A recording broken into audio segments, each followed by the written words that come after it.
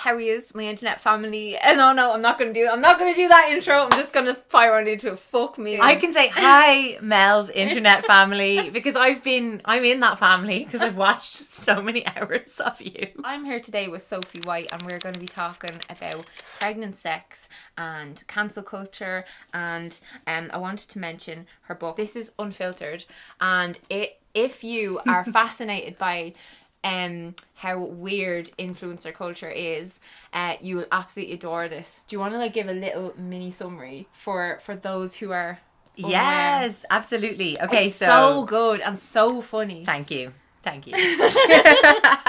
Okay, so Unfiltered is the sequel to a book called Filter This, and they're both set in the world of Irish Instagram influencers, which is my upset.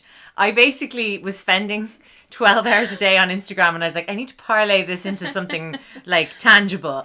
I'm going to write a book. It hits really close to the bone in a lot of places, and it's just really, you described it as gossip, but yeah, it's thought-provoking. So gossipy. But I wanted to be... It's very deep. Thought-provoking and non-judgmental of people on both sides. On both sides, because I'm the consumer of Instagram influencer culture, but I know people, and I've gotten to know influencers through writing the books.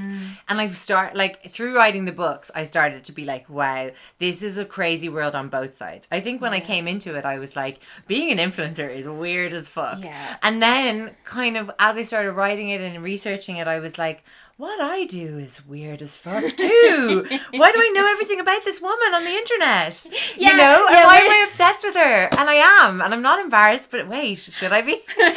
And it just became so interesting to me because I was like, even if so I'm on Instagram too, and I am I've got a few thousand followers and I love Instagram, but I even started to notice me my own behaviors, yeah, because I hadn't been on Instagram that long when I noticed the whole kind of perfectionism of the tiles and all the kind of really curated life that you see on there. And I was like, well, that's fucking bullshit. But then I remember just really vividly one day being like, I'm taking a picture of my back garden.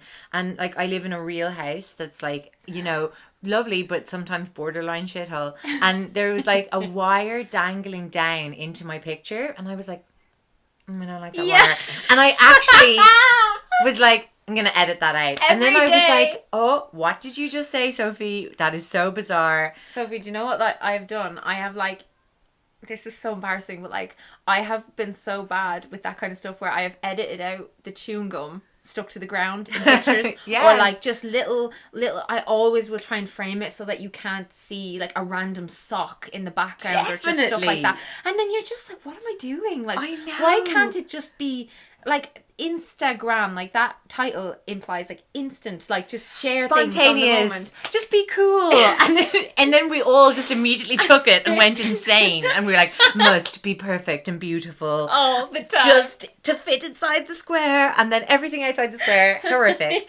Oh my god, it's so mad. And I got really obsessed with the whole pressure of living your life like that. And from my tiny version of it right up to when huge influencers who have 500,000 followers. No pressure or anything. But so one of the influencers in Filter This and Unfiltered is Shelley Devine, and she's the premier influencer in Ireland. And everyone's always but who's she really based on? And I'm I'll never tell. You nailed it.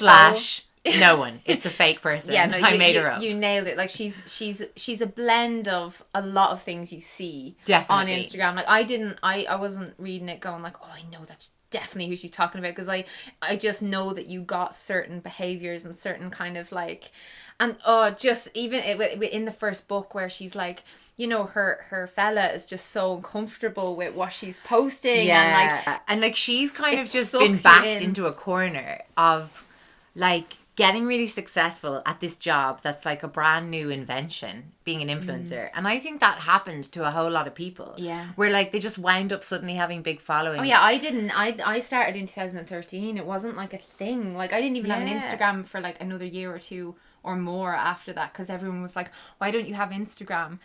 And I was just doing YouTube as this weird little hobby, because I just lived with surrounded by fellas, guys, and I had nowhere to talk about certain things. And then... I just needed to have my period somewhere. Where am I going to have it?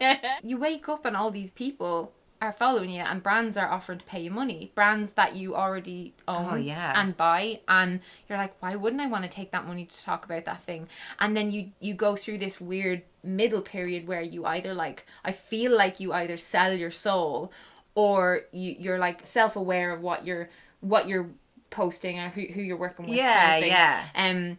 But there's just this weird crossroads where I feel like a lot of people do get sucked down this thing of like everything has to be perfect, and just everything is sponsored, and their whole life has to fit with their portrayed image. Totally, you know what I mean? with their brand. Yeah. Like their life is a brand, and that was like for that character Shelley, like she like takes it to the nth degree. Like her daughter has like 500,000 followers on her Instagram channel, and she's 3, and like her husband has his Instagram channel, and he's there like touting Toyotas and shit like that. And the thing is, like, I was writing a book. I was making it up. Yeah. But, like, people live like that. And I got really obsessed with the idea of what that's really like. Yeah. And I think that, like, Shelley...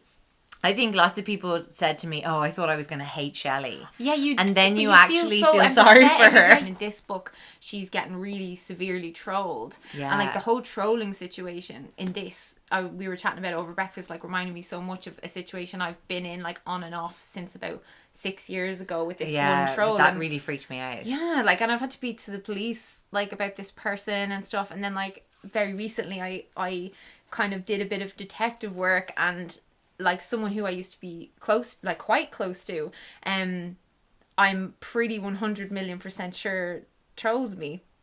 And it's so bizarre then to just take a step back and be like, why? And that like so scary. To really think about it. And I talked about trolling in my first book. It was kind of like for teenagers and just about like modern living and stuff like that, and about in online bullying and stuff. But there seems to be this sense of community that it brings to people, and they feel like they have this shared goal, and they're, even if it's like the most horrible thing ever, it's like to like take this person down, or to like make this person upset, or to like accuse this person of this, or whatever it is. But it's day in, day out now on Instagram. With the trolling that I found anyway, like when I started to write about it in the books, I was fascinated by like what motivates somebody to just want to get at a perfect stranger. Yeah. And I didn't want it to be like trolls are evil, fuck them. Yeah. I wanted to like understand and like really show how it could actually become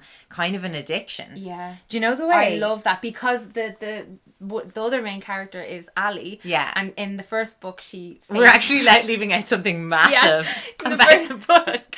In the first book, she fakes a pregnancy on her Instagram. And she grows a big following, and she doesn't really intend to initially, but she totally goes with it. Once it. people think she's pregnant and all the like likes and follows start rolling in, she's like, brilliant. Yeah. I'm going with this. Now she kind of like, she has a sad, shitty thing happening in her life that kind of she's hiding from. Yeah. But like, it's an escape. She is fully doing like fake pregnant bump outfits of the day. And like, I'm like, Jesus, the actual horror of lying about something like that on the internet. I'm just like, I can't even conceive of doing it. But she does it for the whole book.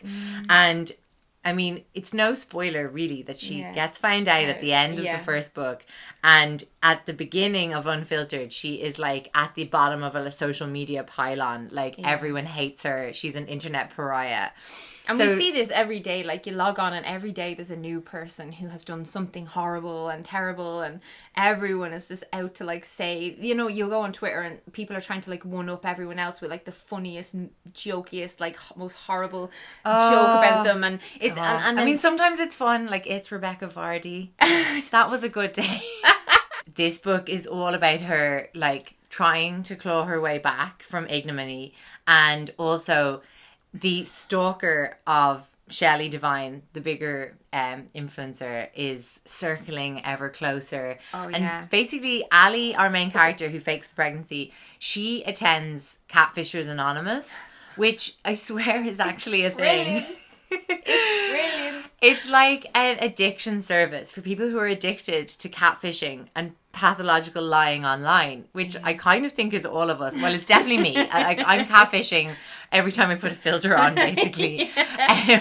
So she attends Catfishers Anonymous, and oh, it's so good. She's like, you're reading it and you're just like, because you know that all these people exist. That's it. Every time I was like trying to make up the most outlandish things that people could have lied about, for example, on the internet, I'd be like, no, that's too crazy. And then I'd Google it and be like, oh, it actually happened. Yeah. Like, totally. Like, actually, the faking pregnancy online thing has happened like many times. Yeah. It's so weird. Like, I co-host a podcast called The Creep Dive, and we do stories from the internet every week that are like hoaxes, scam artists, sometimes murder, but like a lot of like, it's basically just like the weirdest stories we can find on the internet. Yeah. And I've found so many stories of people faking pregnancies. And like, God. They'd be for loads of different things. There was one woman who ended up on Dr. Phil, who faked pregnancies so many different times to so many different people, and she was constantly getting all the swag from the baby showers. Oh my She was just God. She was just like a serial baby shower haver. You were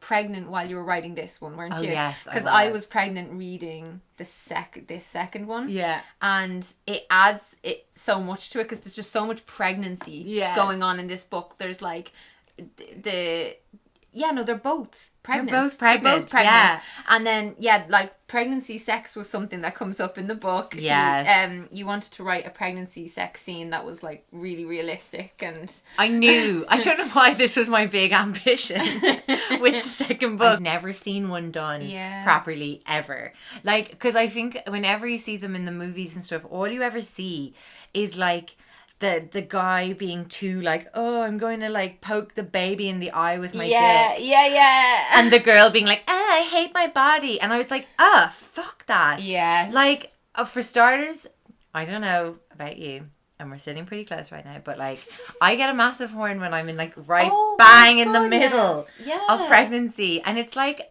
Mother Nature's little trick. Yeah. She's like, oh, what's that? Feeling quite rambunctious? But also, you can't reach your own vag. Sorry. Can't even see my vag right now. Yeah. And you're literally can't. Even if you're like bumps here and you're like, vag is raring to go. But like, where is it? Oh my God. And like, so, and also I just was like, there's definitely good sex happening when you're pregnant too. Oh yeah. It's one of the things I've been asked. I wanted to bring that to the reader. Yeah, no, we're going to talk about it. We're going to dive into this because I've been asked a lot about that. So many people have asked if it's affected my sex life, like positively, negatively, and all this. And like, I'd say both at different times for different reasons. But in general, like, yeah, I had a huge wave of horniness in the middle, and it hasn't like gone away now, but now I'm so big that it's just so difficult to feel and relax into it in order to like, so we've had to be quite creative and stuff, but I didn't have any of that like, oh, I'm so disgusting, like, oh, I'm so at gross. The beginning, like, I think you're like, if you're kind of just you like sick and like, round the clock vom/nauseous and like really bloated, like oh my God, the actual wind, and knackered as well. See, the thing is, like, sex is just a big part of your relationship, so it's a huge long chunk of time, 9 months, if you're just like not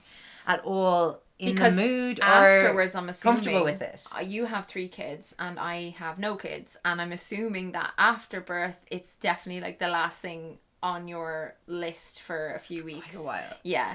Quite a while. Especially, like, it depends. If it comes out the sunroof, like, you could maybe, things could be happening sooner. Yeah. But, like, it's still, like, weeks and weeks because you're just getting a whole new kind of, it's like having a new appendage. When the baby's out, it's still a part of you. But I'm also trying to... It's not in any way far from you. It's on you at all times. That's what I'm trying to work out, is just where the baby will be when the sex will be happening. Like, we'll come to that when we get there. Like, it comes. I'll figure out a routine. But in terms of, that's what I was like. I was thinking, I don't want to go this whole pregnancy not having much sex, and then afterwards, and then because it's so important to me, like, it's a big part of my it's important life, for intimacy. For the intimacy, like, for I just can't, wasn't gonna accept not doing it, basically. But I feel like we need to see it more happening out and about, and for it to not be like some like niche thing on Pornhub. Yeah. Like, I've seen a few of those videos actually, and it's like a kink. It's like a little, like a kink. Yeah, it's like for one like small slice of society, it's like a super exciting kink, and then I think for everyone else, people don't really know how to treat it. Yeah. Like, because I know definitely like some people. My think it's not husband safe. doesn't love it. I have to say, I'll be honest, on his behalf, he finds it a little bit like maneuvering. And the kind of additional person, even though they're inside and they're not even sentient. See, they're just sloshing around in there. I think the only reason we don't have that is because it's the first one. And you've never seen a child of ours and that could be it. Because the two of us don't think much about the fact that there's like a face inches from the penis. Yes. But there is. It's like... And the face is like... Oh my god, it's so cute though. It's so cute. The little face, just like, what's happening? I feel like pregnancy sex though, it has to be good for it, because doesn't it bring blood to the area? Yeah. Helps, you know. And if they're talking about like if you're overdue and you're trying to like tell you to induce get the labour, semen. they tell you to have to sex. do it. Yeah, in the scene in the book, I was like, oh, pregnancy sex. I definitely want to do a sex scene where Ali's like really heavily pregnant and they're trying to make it work. And like for some reason I was like, let's make this extra hard. And they do it in a car. And I feel like sex in a car is like sometimes a hard thing to achieve just without an entire other person inside you. It's not comfortable. Like, it's exciting. I like stuff like that because it's like, oh, we might get caught. And, you know, that kind of thing. But God. So I've been married for like 8 years. Wow. And I had a sex dream about a year ago, and in the sex dream I was having like a really exciting sex dream with not my husband, and in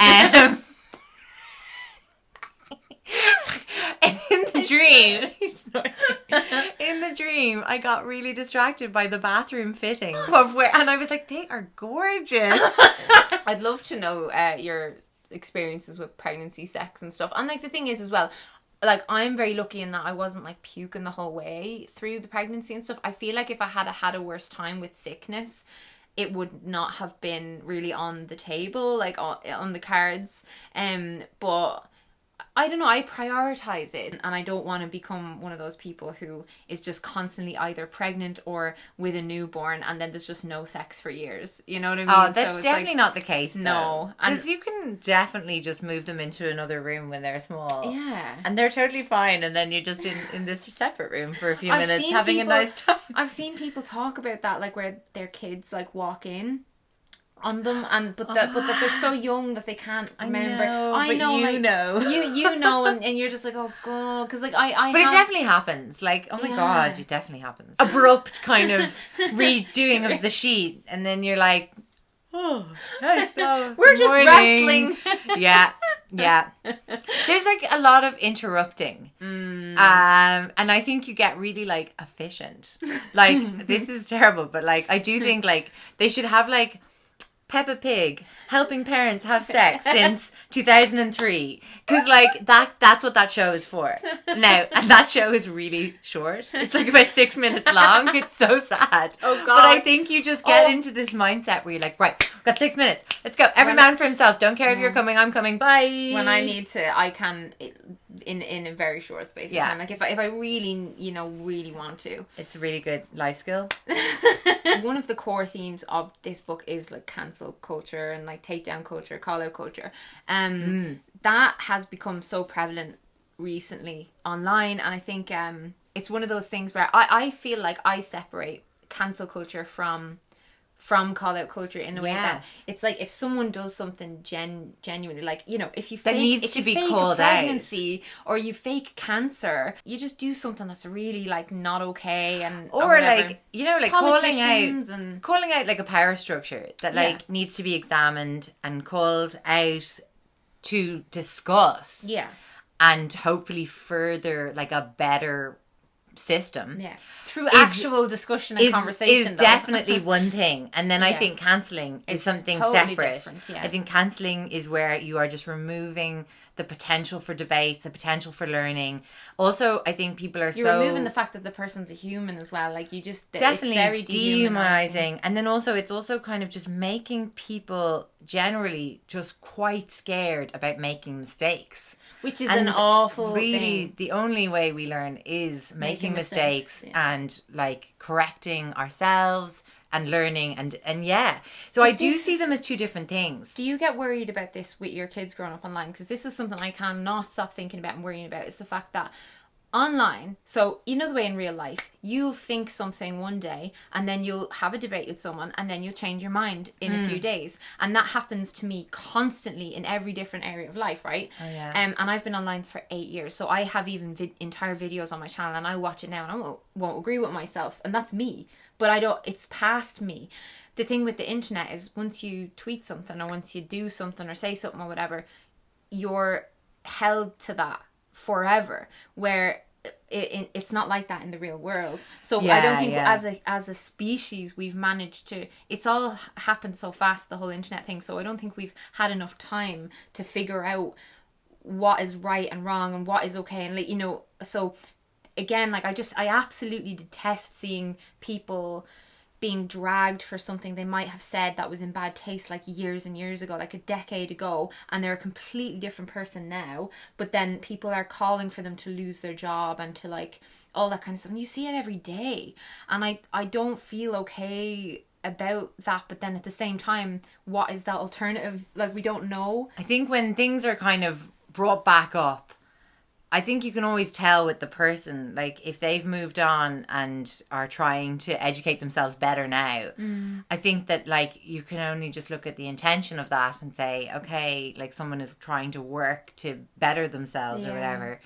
I don't know. I mean, it's so difficult. It's like when Chandler was my favourite on Friends, and I got Chandler's my favourite tattooed on my arm, and now Ross is, I just joke, there's no tattoo. But like, it is as bad as that, like, because people are holding up content from 10 years ago, say, and going, do you still live and die by this sword? And the fact is, no, probably not, because most of we the time are all it's not. growing and learning. But yeah, I definitely do think that like calling things out and debate and talking and everything, I think cancelling and shutting down and just totally getting like just removing people from the culture is really tricky. But also like, I even like you were saying earlier, and I totally agree, the internet's so young. Like, I always feel like our kids are going to look back on us and be like, well, you guys were like toddlers with a new toy and you had no idea what power you had, what you were doing. Teenagers now are so savvy. They don't have open accounts, like they'll often have like, they're not selling their data just willy-nilly, and like cookies, yes, I'll have all of the cookies, just give me them, that's fine, take them or give them to me, I can't remember which it is, I accept them. I mean, it's just like I'm brainless about it. It's terrifying. They're definitely much more. Even my sister, you know, she's like 8 years younger than me, and she'll see how I'll respond to something versus how she is completely different. Like she would say, if she got a comment on a video about like, oh, you're so ugly, or you're so this, or just a physical insult or whatever, like she'd just go, no, delete, and not even think twice about it. And like if I saw that, I'd be like, oh, now why would that person have to sit there? And like I just go off, and my whole brain does this whole thing, and I'm like, and she's like, Melanie, just delete it. And I'm like, I love like, our 3 different reactions, because she's like, delete it. You're like, why would that person do that? I'm like, why am I so ugly? It's so scary. I don't know. I've got my friend Cassie, who co-hosts the Creep Dive with me, has like a phrase, like her mantra is like, we should turn off the internet. And I'm like, Cassie, we all work on the internet. Like, where do you think people are listening to this podcast, Cassie? And she's like, don't care. I think we need to turn it off now. And I kind of get her feeling. Like, some days I wake up and I'm like, oh my God, I'm just a bag of flesh and bones. I wasn't built to deal with this level of information. We listen to and hear about, I don't know, over 100 opinions before we've had breakfast sometimes. And like in the past, that would never happen. So like our brains are not equipped to deal with that. And I think that's why like I just felt so much empathy for Ali in her situation with being caught out with what she did, because like I'm like, yeah, on the one hand, like, God, yeah, she deserved for people to like know about that, and she obviously had to like pay some kind of price and stuff, but then it's the way people go about it. There's no intelligent debate or discussion or fucking anything. It's just attack. It's like immediate. It's like, how can I be the most awful to this person, like, and it's just often like, it's the, you know, if there's an article written about someone and then the comments under the article, they're talking about them like they're not a person, like they're a character. They're a character in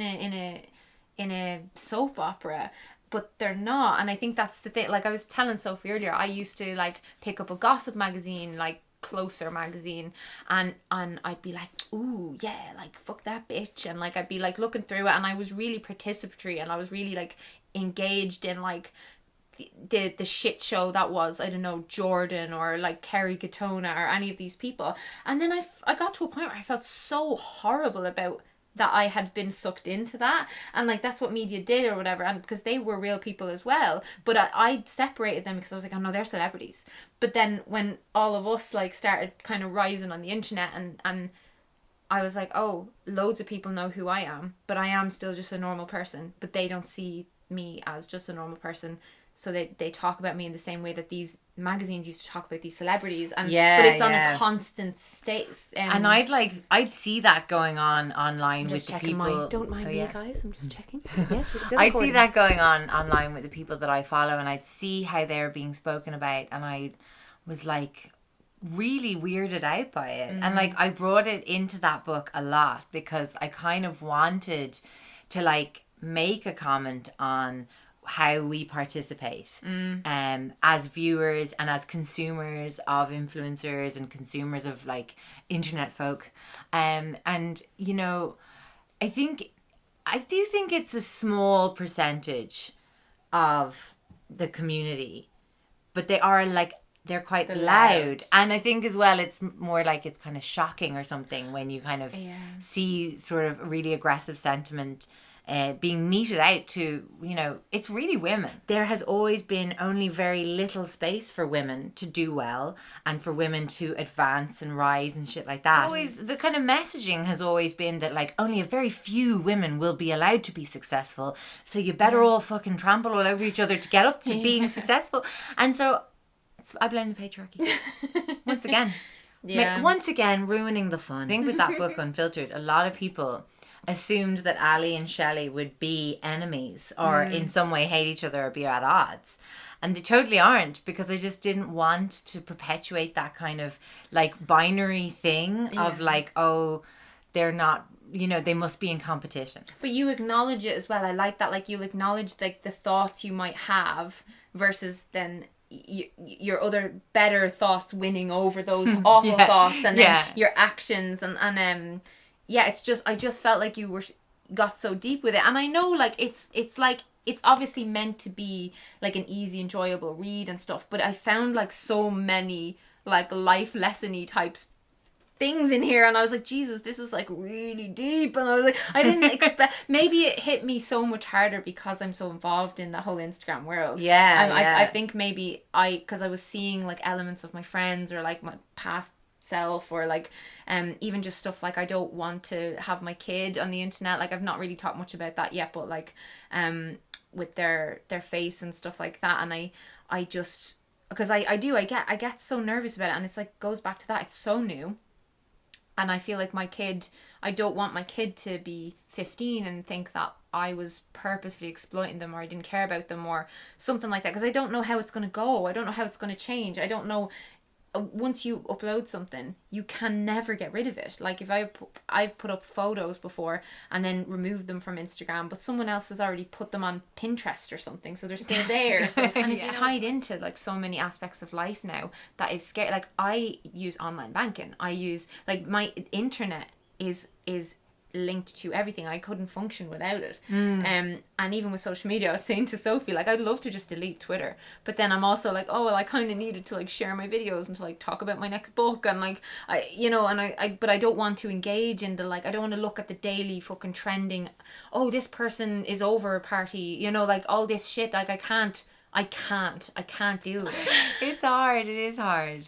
That's why I like writing stories.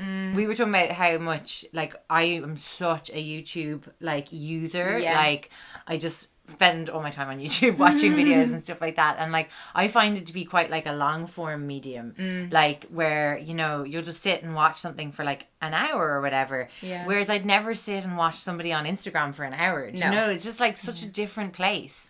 Yeah. But I do love it. Oh, I love it. It's so weird to be inside it.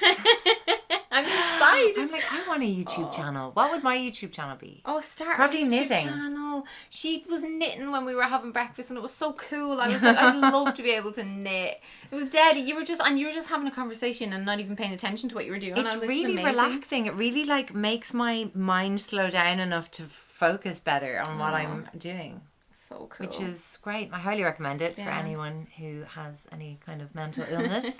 Knitting's great. I really want to take it up. It's like, it's one of those things. I want to be that woman who can just knit little jumpers for her kids. But I'm so happy to have you on my channel. Well, thank you so much for having me. I'm going to leave Sophie's info down below and links to her books as well. But, you know, she's also sober. She's also, like, recently had a child and writes as well. So I, like, love her stuff online. And you have... I'm like, come see me on Instagram. I kind of am mostly there. You have a parenthood podcast as well. I do, yeah. So I have a podcast called Mother of Pod. Yeah, it's that very I good. co-host with my friend Jen, and it's just us shooting the shit about parenthood. Like, we definitely tried to be organised at the beginning of the series, like 3 years ago. But then it just, like, really devolved into, like, everything, really. We talk a lot. Like, we talk excessively you were talking a lot about food in the last one, and it was supposed to be about your birth, and then you were talking about the hospital bread for so long. I was like, this is amazing. Hospital food is so good. I don't know why I like it. I find it so comforting. And then we also have a podcast, me and Jen and our other friend Cassie, called The Creep Dive, that is us diving into all the wild stories of the internet. I just got like the weirdest roll. What was that? It was like an entire like leg. Hang on, do it again, baby. Hello. Wait, they can't even see it. We're just like, hello. That was so mental. I could feel like the whole that is leg. So cool. Oh my God, I can't believe I'm so happy I'm never going to be pregnant again. But yeah, I 100% recommend this book. Like, if you like Instagram, if you are part of the internet at all, you will enjoy this. If you like the gossip, yes, it's very gossipy. Yeah, it really is, and it's also like, but it's a bit of heart, and it's a rom-com. I mean, there's a love story. If you have any questions about what we talked about in this video, leave them below, and I'll go through your comments and reply. And I'll see you again very soon. You probably won't see Sophie, so say bye, Sophie. Bye. I'll see you in the comments. Bye. Farewell. This baby is kicking me so hard.